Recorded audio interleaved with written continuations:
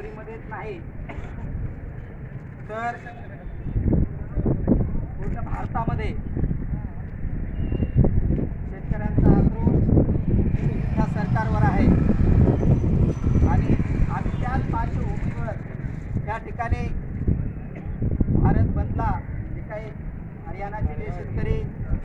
काही देशामधल्या विविध संघटनांचे मला असं वाटते 500 संघटना एकत्रित एका ठिकाणी पूर्ण भारतामध्ये बंद पाळत आहेत आणि बंदमध्ये सामील आहेत आणि 500 संघटनांचा पाठिंबा